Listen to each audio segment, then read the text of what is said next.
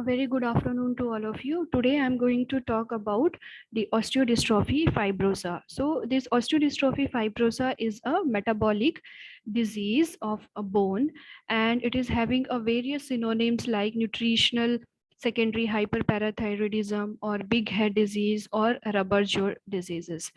Okay, so why the name is the nutritional secondary hyperparathyroidism? Because it mainly occur due to the imbalance in the feeding ration. So basically it occurs because if there is the imbalance of the calcium and the phosphorus ratio in the ration. So if there is the high amount of the phosphorus in the feeding ration, so it will lead to this condition.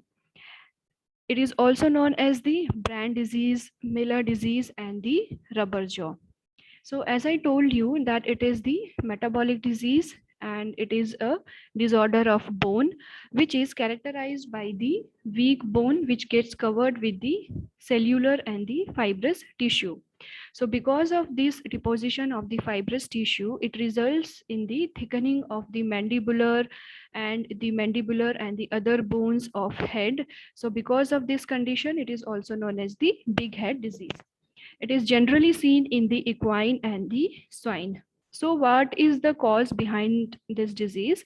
The cause is the feeding high amount of cereal grains or the concentrate, because these cereal grains and the concentrates, they contain the high amount of the phosphorus. So which results, because of the high amount of the phosphorus, it will results the secondary calcium deficiency because of the excess intake of the phosphorus. If we see the etiology, as I told you, that it occurs because of the feeding of high phosphorus content in their diet, basically because of high feeding of grains, brands, and the oil cakes. So feed contains high level of phosphorus and very low level of calcium will lead to this condition.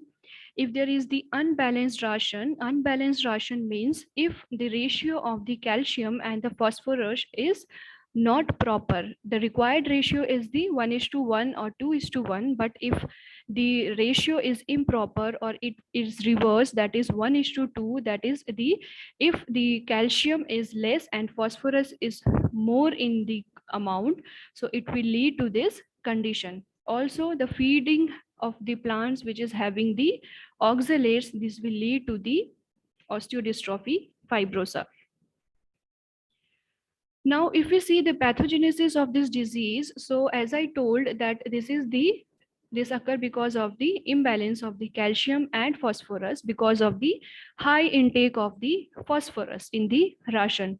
So because of this high amount of the phosphorus in the ration, then the calcium level will be low in the body. So because of this low calcium level, the parathyroid hormone will get activated because the body will require the more calcium. So the parathyroid hormone will get activated, and what parathyroid hormone will do, it will increase the level of calcium. So how it will increase the level of calcium? It will increase the level of calcium by bone resorption. So excess amount of the calcium will be done by the bone resorption. So because of this excess bone resorption, there will be the improper mineralization which will cause the rarefaction of the bones. So because of this improper mineralization, there will be the development of fibrous dysplasia, which means there will be the deposition of the fibrous tissue on the bones. Also, because demineralization of the bones will occur, which will cause the bones weak and the porous, and the blood forming bone marrow which will get replaced by the fibrous tissue. And later on there will be the detachment of muscles, tendons, and erosion of the articular surface of the cartilages. Now if we see the clinical sign, so clinical sign will be related to the bones, because it will become weak. Long bones will become weak and porous. So there will, in the legs, there will be having the lameness. Shifting lameness will develop due to the painful deformities in the legs. there will be arcing of back, the animal will dislike the movement, the cracking of joints is commonly seen while walking, and in the severe cases, there will be the swelling of the alveolar aspect of the mandibular. Also, the facial bones or the mandibular bones will become soft and swollen, and because of this, the animal will be facing the respiratory problem also. And on the severe cases, there will be the deformed limb bones or the ligaments may get detached. Now coming to the diagnosis, so diagnosis will based on the history and the clinical sign based on the history. History means what will be the history? History will be of the improper composition of the ration or the improper or the unbalanced ratio of the calcium and phosphorus in the diet. So, and the second one will be of the clinical sign, that is the weak bones or the lameness or big head appearance. So all these will be the clinical sign in this case. Then for the diagnosis, we can go for the biochemistry or the biochemical examination. There will be low calcium and the high phosphorus level. Then the fourth one will be the enzyme, that is the alkaline phosphatase activity will also be higher in this case. So we can also go for this test. Now coming to the treatment will be the providing the balanced ration with the calcium and phosphorus.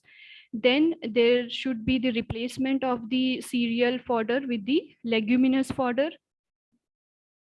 And for the prevention and control, the diet should be of proper and it should be balanced. And more importantly, the calcium and the phosphorus ratio in the diet should be of 1:1. There should not be the improper ratio of the calcium and phosphorus.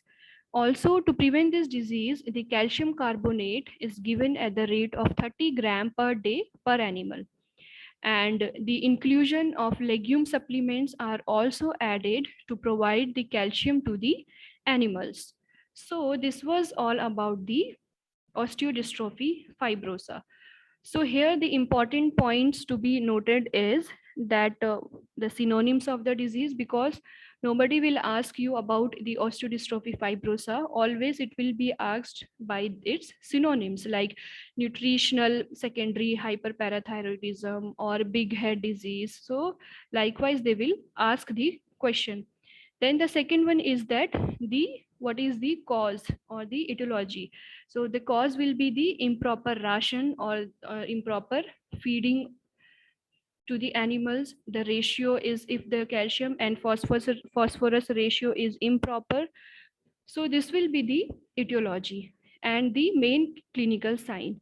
So this was all about the osteodystrophy fibrosa. Thank you.